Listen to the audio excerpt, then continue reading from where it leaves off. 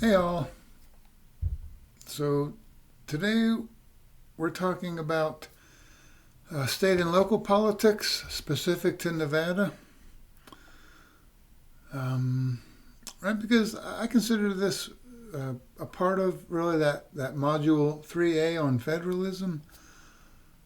So this is module 3B on the state and local part of that conversation, specific to Nevada.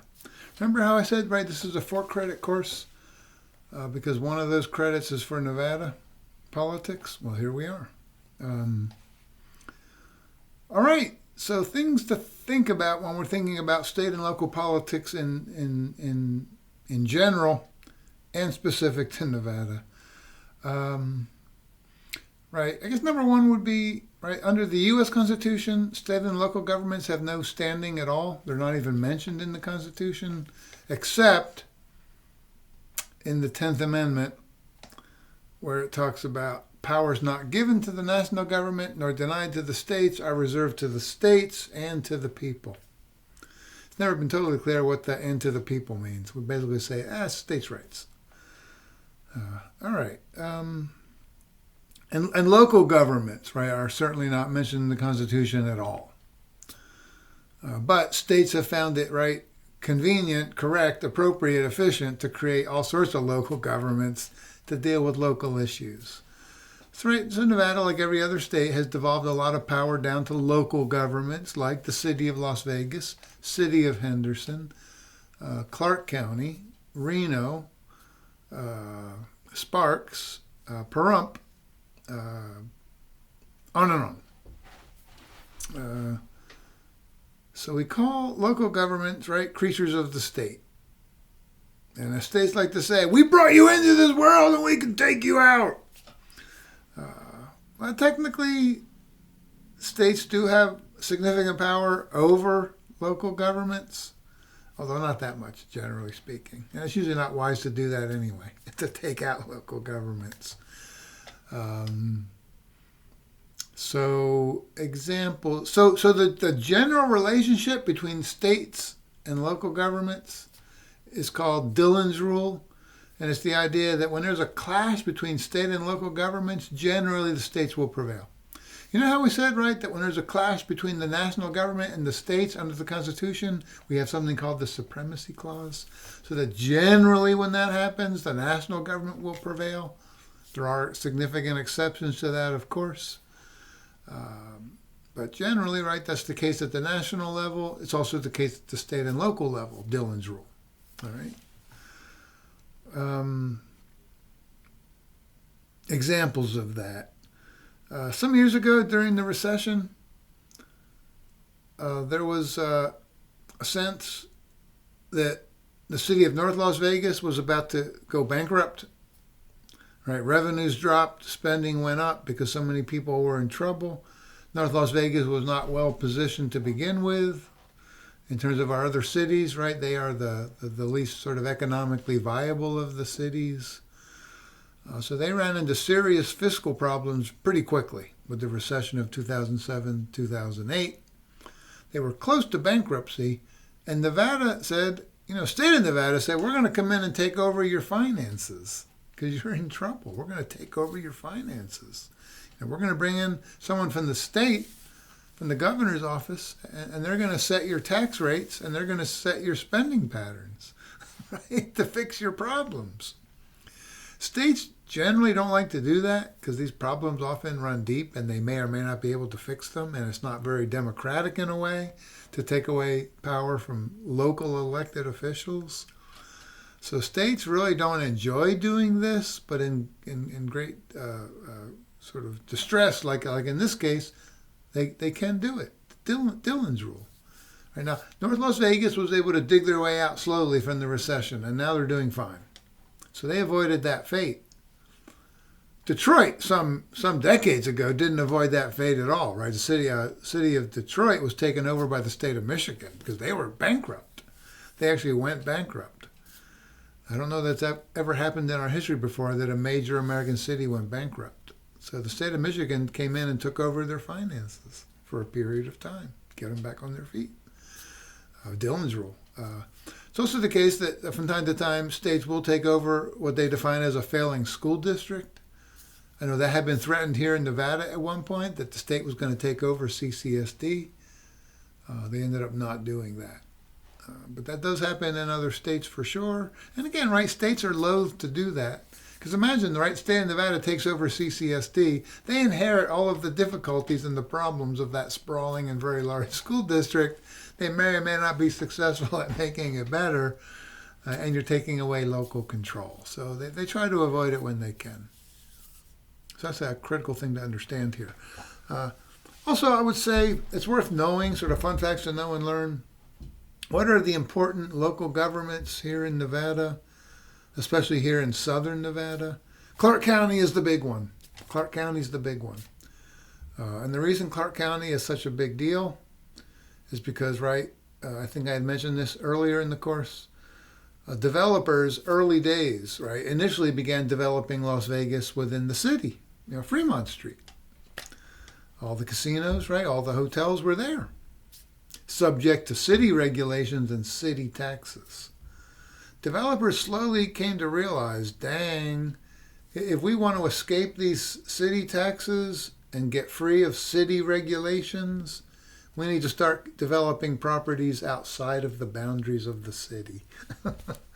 And it turns out that boundary, if you're talking about Las Vegas Boulevard and you're pointing south, right, the southern boundary is Sahara Avenue. So they began developing, right, what's called the Strip now, on Las Vegas Boulevard, south of Sahara, to escape city regulations and city taxes. That's called unincorporated Clark County. Technically, some of these jurisdictions out there, they have names like Paradise or Winchester. Whatever. Those are basically map designations. You don't have a city council in Paradise. You don't have a mayor of Paradise. So those are not really politically meaningful designations. They're just map designations. It's unincorporated Clark County is what it is. Yeah. I mean, we talk about Summerlin, which it's a neighborhood, it's a development, but it's not a city, it's not a town. It's unincorporated Clark County.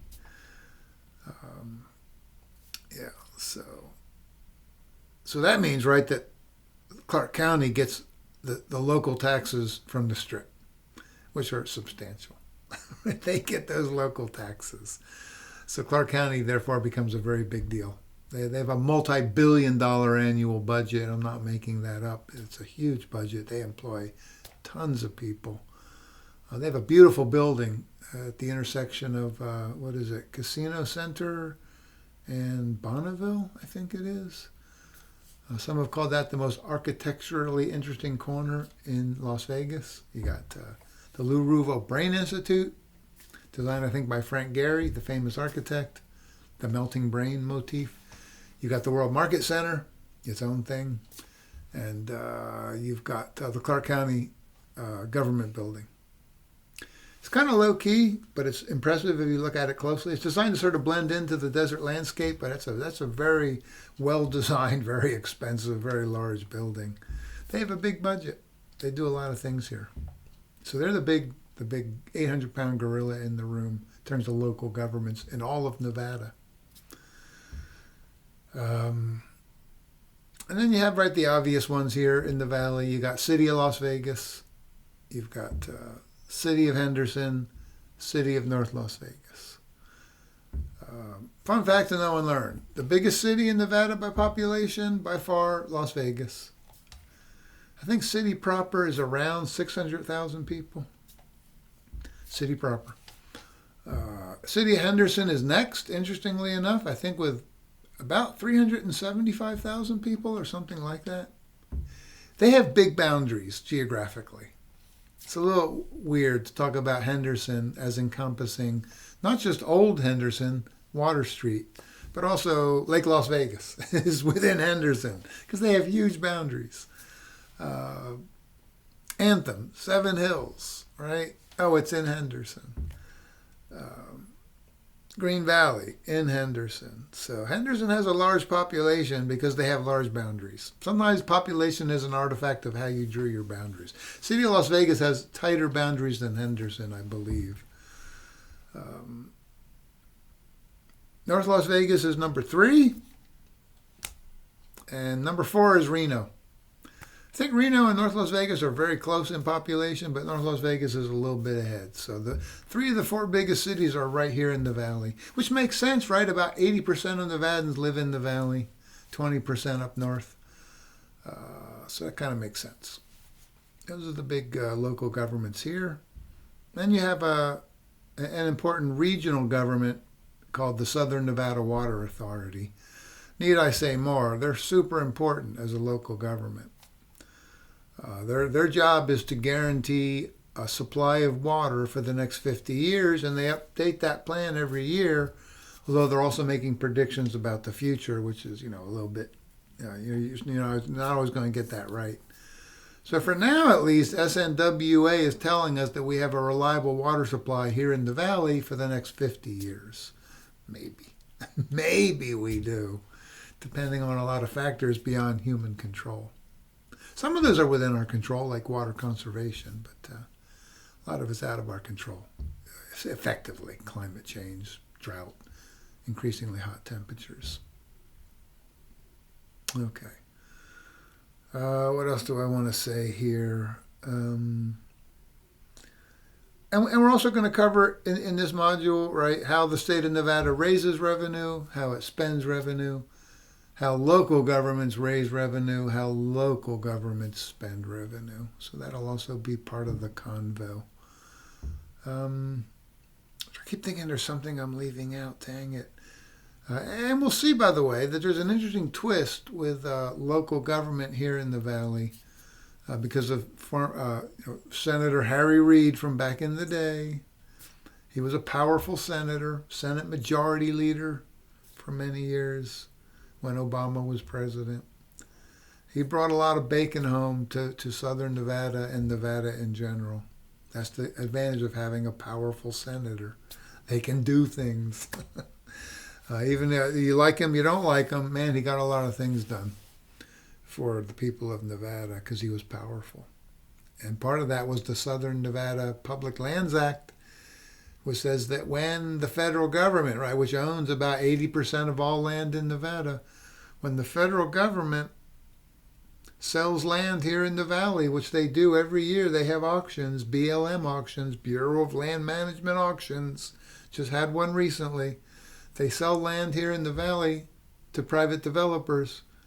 And where does that revenue go? Does it go to the federal government for federal priorities? No, it goes right back here into the valley and the state to fund parks and recreation, mostly building parks and recreational facilities. So thank you, Harry. Thanks for that, Harry. That's very unusual that the federal government would fund parks and recreation. It's not typical. We got a special carve out courtesy of Senator Harry Reid. So I always enjoy telling that story. It's important to know, and it's remarkable. I don't know if that legislation sunsets at some point. I hope not, because it's been pretty fantastic. All right. Thanks all. Enjoy the module.